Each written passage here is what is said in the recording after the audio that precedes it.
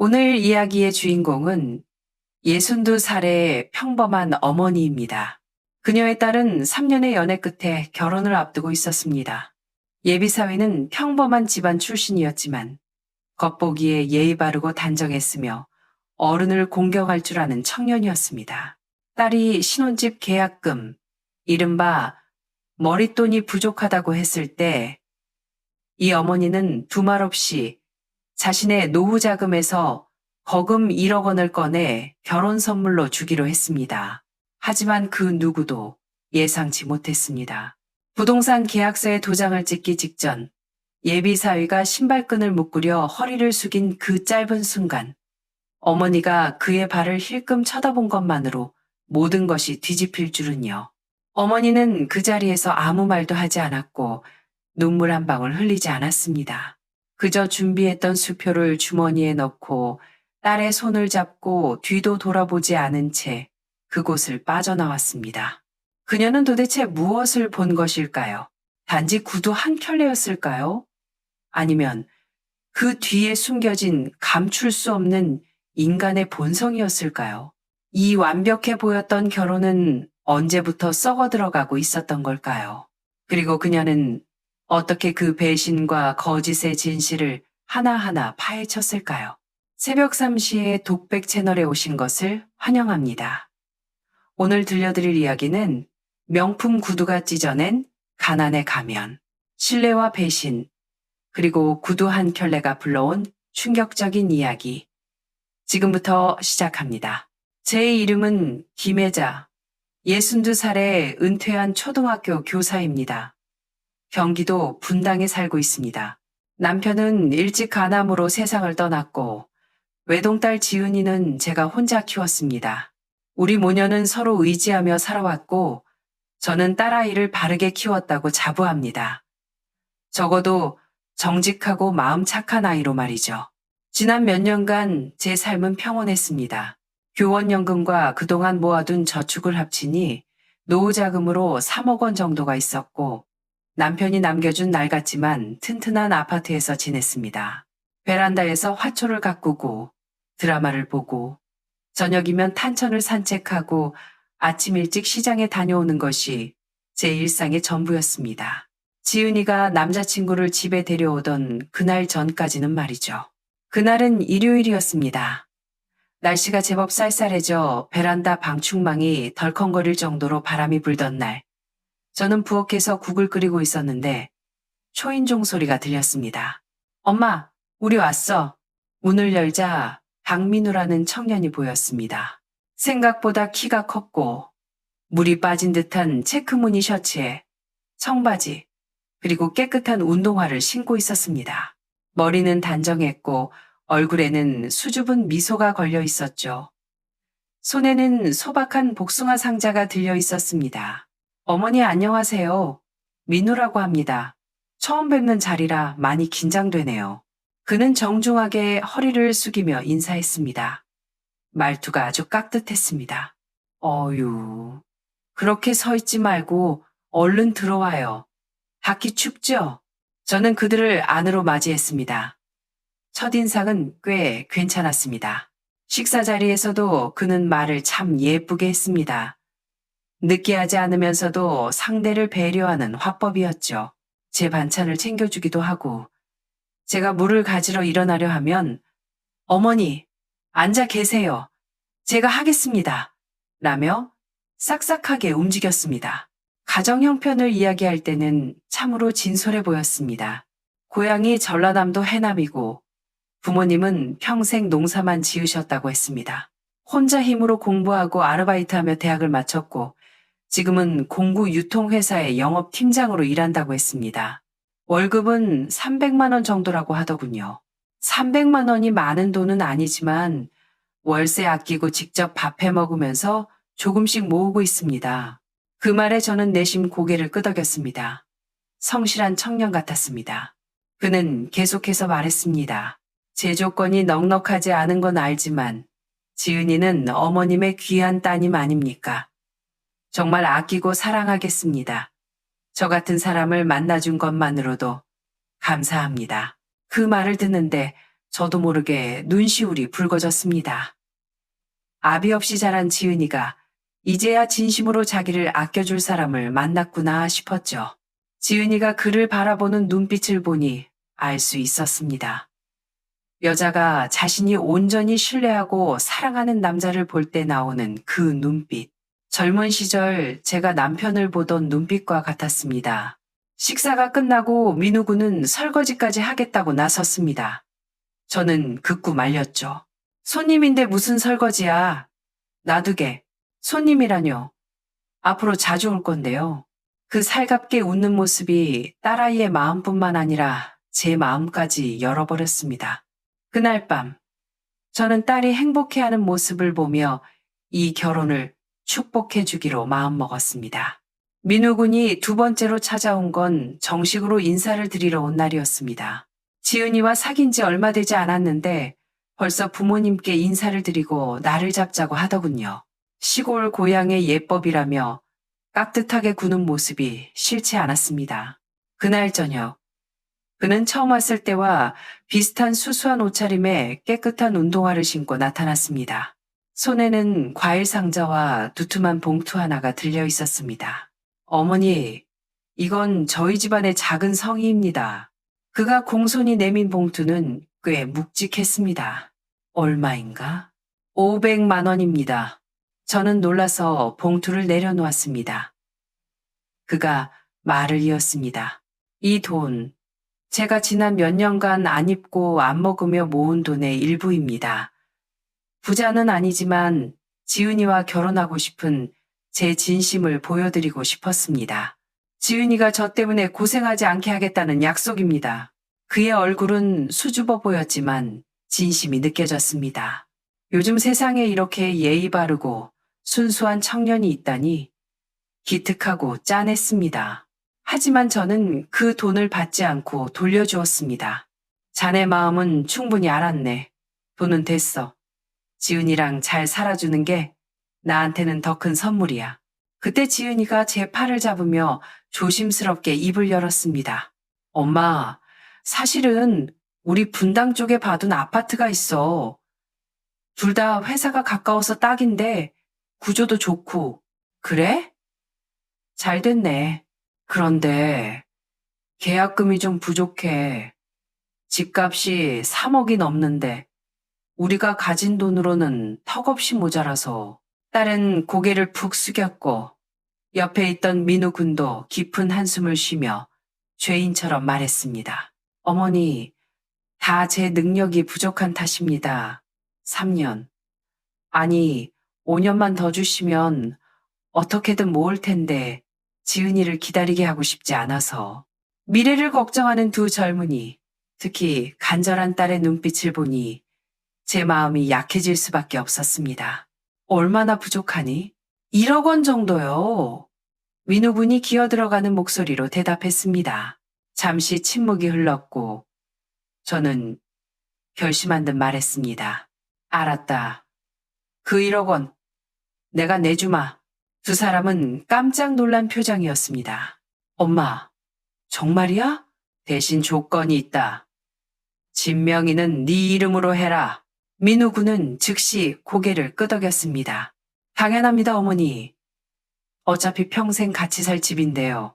도와주시는 것만으로도 평생 은혜에 잊지 않겠습니다. 그날 밤, 저는 장롱 깊숙이 넣어둔 통장을 꺼내보며 남편의 사진을 쓰다듬었습니다. 여보, 우리 지은이 이제 시집 보내요. 부디 저 청년이 좋은 짝이기를. 제가 1억 원을 지원해 주기로 한 뒤부터 결혼 준비는 일사천리로 진행되었습니다. 딸과 예비사위는 매일같이 저를 찾아와 인테리어 잡지를 보여주며 행복해했습니다.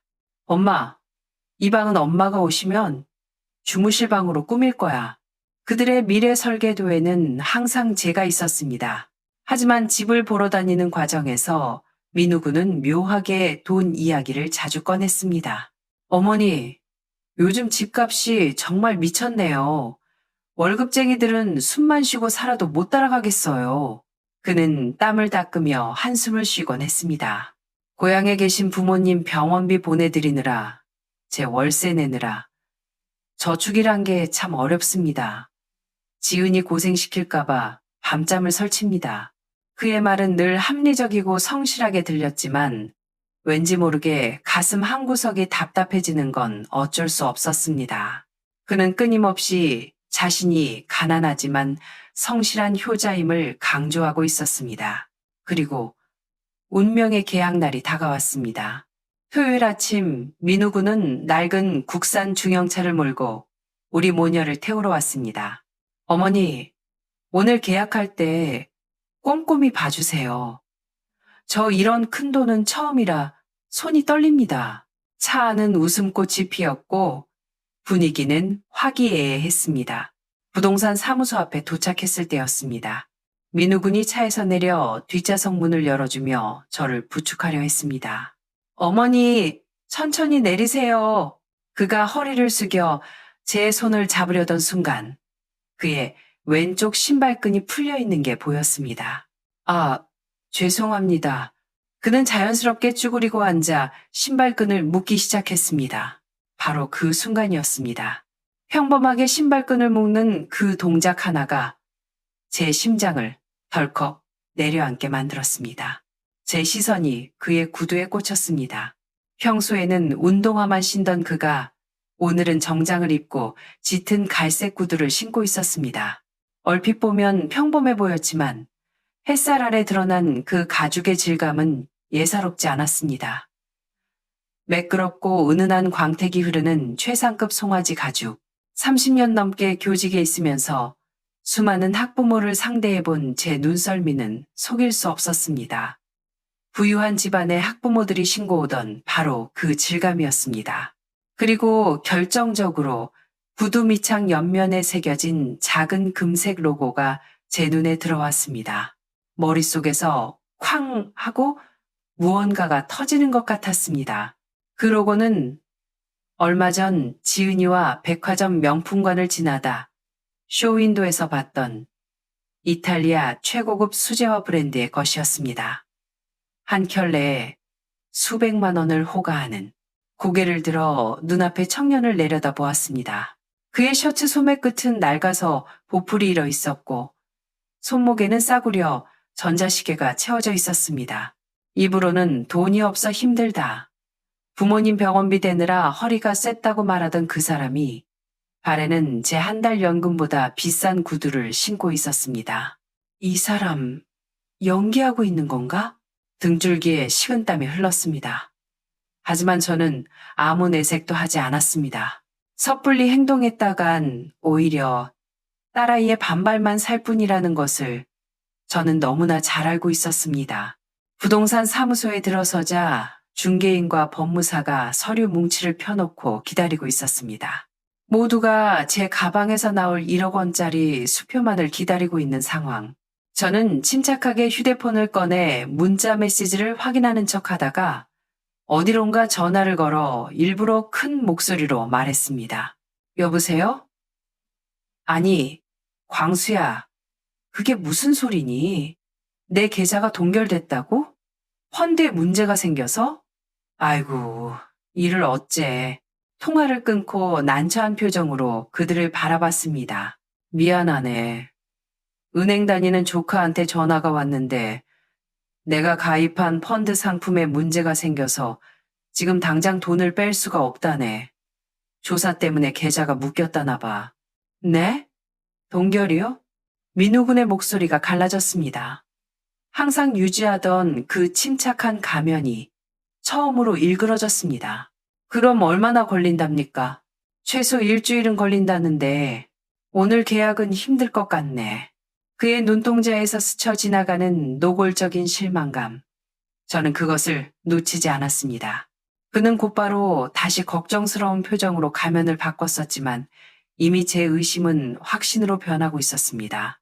집으로 돌아온 뒤 저는 곧바로 조카 광수에게 전화를 걸었습니다. 광수야, 이모다. 너 혹시 사람 신용정보 같은 거 대충이라도 파악할 수 있니? 누구요?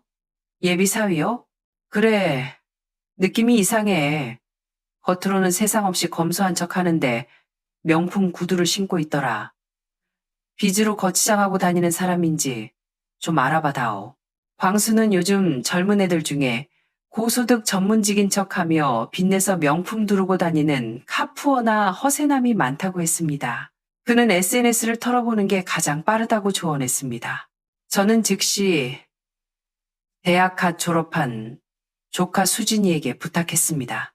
수진아, 이 언니 남자친구 SNS 좀 털어봐라. 페이스북, 인스타그램, 싹 다. 특히 친구들 계정까지. 수진이는 맡겨만 주세요. 라며 득달같이 달려들었습니다. 2시간도 채 되지 않아 수진이에게서 카톡 폭탄이 쏟아졌습니다. 박민우 본인의 SNS는 깨끗했습니다. 도서관, 커피, 야근하는 모습뿐이었죠.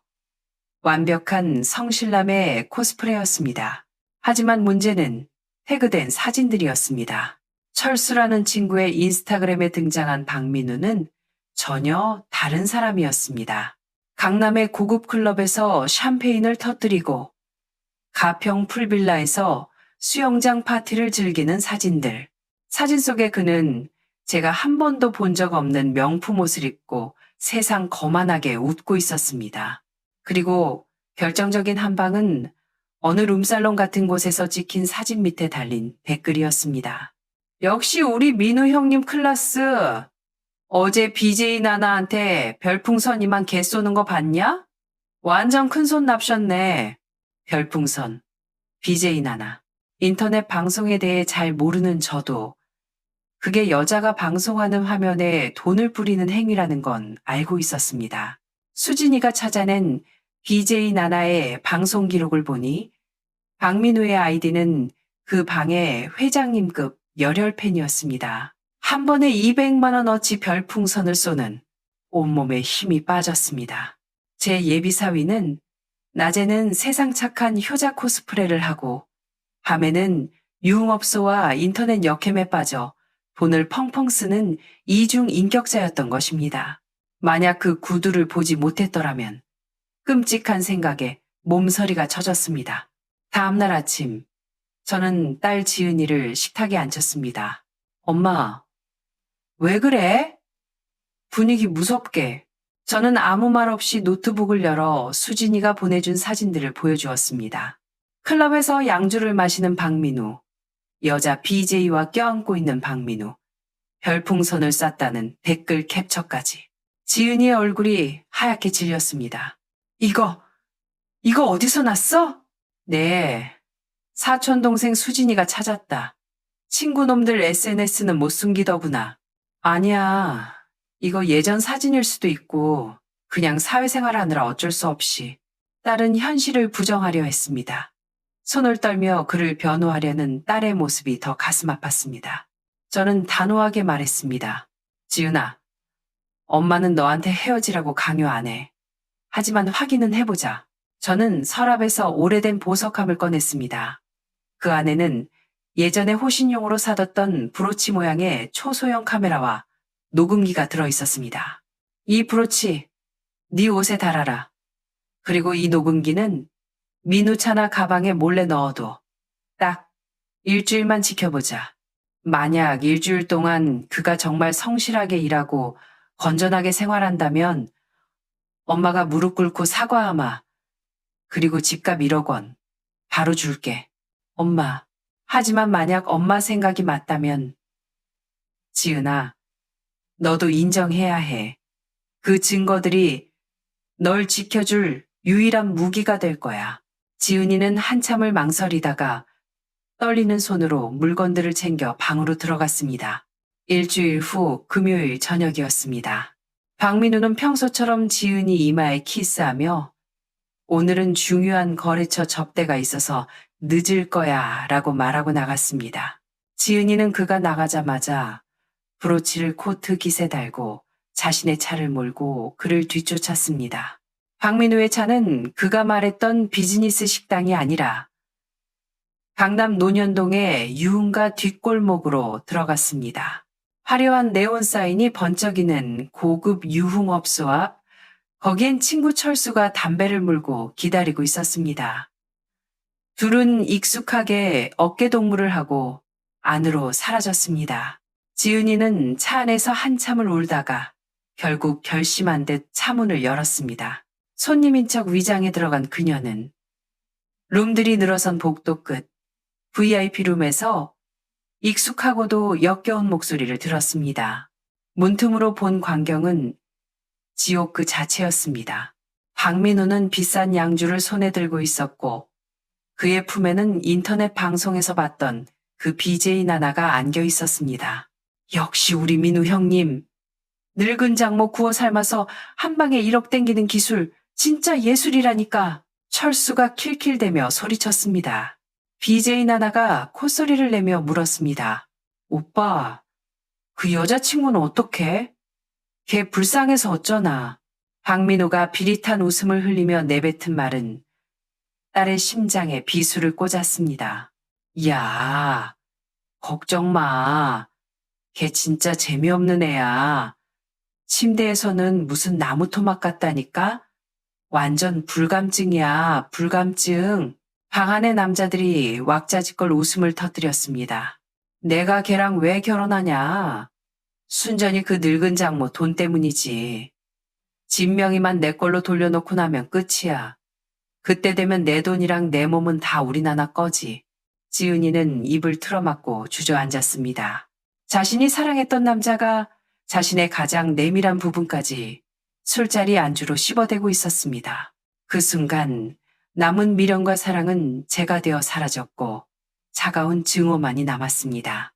그녀는 떨리는 손을 진정시키며 브로치 카메라의 렌즈를 문틈에 정확히 조준했습니다. 그 추악한 대화와 표정 하나하나를 남김없이 녹화했습니다. 그리고 주머니 속에 휴대폰을 꺼내 녹음 버튼까지 눌러 확인 사살을 했습니다. 새벽이 되어서야 집에 돌아온 지은이는 제품에 안겨 짐승처럼 울부짖었습니다. 그것은 단순한 슬픔이 아니라 자신의 순수했던 시절을 장내 치르는 처절한 울음이었습니다. 다음 날 아침, 눈을 뜬 지은이는 딴 사람이 되어 있었습니다. 눈물은 말랐고 눈빛은 서늘하게 빛나고 있었습니다. 엄마 말이 맞았어. 이제 우리가 다시 찾아오자. 지은이는 태연하게 박민우에게 전화를 걸었습니다. 오빠, 엄마 계좌 문제 해결됐대. 돈 준비됐으니까 금요일에 부동산에서 보자. 전화기 너머 박민우의 목소리는 탐욕으로 들떠 있었습니다. 정말? 아유, 다행이다. 어머니께 감사하다고 전해드려. 금요일 오후 부동산 사무소. 저와 지은이는 가장 단정한 옷을 입고 나갔습니다. 저희 요청으로 회의실에는 빔 프로젝터가 설치되어 있었습니다. 박민우가 싱글벙글 웃으며 들어왔습니다. 자, 이제 계약하시죠. 그때 지은이가 자리에서 일어나 프로젝터를 켰습니다. 계약 전에 다 같이 볼 영상이 하나 있습니다. 스크린에 논현동 룸살롱의 영상이 떴습니다. 늙은 장모 구워 삶아서 침대에선 나무 토막, 진명이만 넘어오면 박민우의 얼굴색이 붉은색에서 하얗게 다시 흑빛으로 변해갔습니다. 부동산 중개인과 법무사는 입을 다물지 못했습니다. 나 미행했어? 박민우가 떨면서 소리쳤습니다. 지은이는 차갑게 웃었습니다. 미행? 아니, 쓰레기 분리수거하러 간 거지. 제가 가방에서 미리 준비한 서류를 꺼내 그에게 밀었습니다. 집 계약서가 아닌 변호사가 작성한 파혼 및 채무 부존재 확인서였습니다. 여기 사인하게. 자네가 우리한테 돈 10원 한 장 받을 권리 없다는 각서고 앞으로 내 딸 근처에 얼씬도 하지 않겠다는 약속이야. 그는 변명하려 했지만 지은이가 싸늘하게 쏘아붙였습니다. 이 영상 인터넷에 뿌려줄까? 아니면 너네 회사 게시판에 올려줄까? 그냥 조용히 사인하고 꺼져. 결국 그는 손을 부들부들 떨며 서류에 서명하고 도망치듯 사라졌습니다. 모든 게 끝났다고 생각했습니다. 하지만 진짜 싸움은 그 뒤에 찾아왔습니다. 2주 뒤 인터넷 커뮤니티에 악의적인 글이 올라왔습니다. 작성자는 BJ 나나의 팬, 충격폭로 강남 모 부동산에서 벌어진 꽃뱀 모녀 사건. 순진한 남친을 함정에 빠뜨려 돈을 뜯어내려다 실패하자 몰카로 협박한 공무원 출신 모녀. 교묘하게 편집된 녹음 파일과 함께 올라온 글은 순식간에 퍼졌습니다. 사람들은 우리 모녀를 꽃뱀, 사이코패스라 욕했습니다. 심지어 제 제자 학부모들까지 수군대기 시작했습니다. 저는 당황했지만 지은이는 침착했습니다. 엄마, 피하지 마. 법대로 해. 지은이는 즉시 사이버 범죄 전문 변호사를 선임했습니다. 우리는 편집되지 않은 원본 영상, 녹음 파일, 그날의 CCTV, 계약서 등 모든 증거를 경찰에 제출했습니다. 결과는 통쾌했습니다. BJ 나나와 박민우는 허위사실 유포 및 명예훼손으로 고소당했고 결정적인 증거 앞에 꼼짝없이 당했습니다. 박민우는 회사에 이 사실이 알려져 권고사직을 당했고 BJ 나나의 방송국 계정은 영구 정지되었습니다. 시간이 흘러 폭풍이 지나간 뒤 지은이는 다니던 회사를 그만두고 잠시 휴식기를 가졌습니다. 그리고 몇 달 뒤 작은 원룸을 구해 독립했습니다. 제가 그 1억 원을 주려 했지만 딸은 거절했습니다. 엄마, 이제 내 인생은 내가 책임질래. 비싼 수업료 냈다고 칠게. 이사하던 날, 딸의 뒷모습을 보며 저는 깨달았습니다. 내 딸에게 진짜 필요한 혼수는 1억 원짜리 수표가 아니라 가짜를 구별해내는 눈과 자신의 존엄을 지킬 줄 아는 단단한 마음이었다는 것을요. 그날 신발끈이 풀리지 않았더라면, 제가 그 구두를 알아보지 못했더라면, 생각만 해도 아찔하지만 덕분에 우리는 더 소중한 것을 얻었습니다. 이제 저는 더 이상 딸을 위해 램프를 들고 앞장서지 않습니다. 딸은 이미 스스로 어둠을 밝히는 법을 배웠으니까요.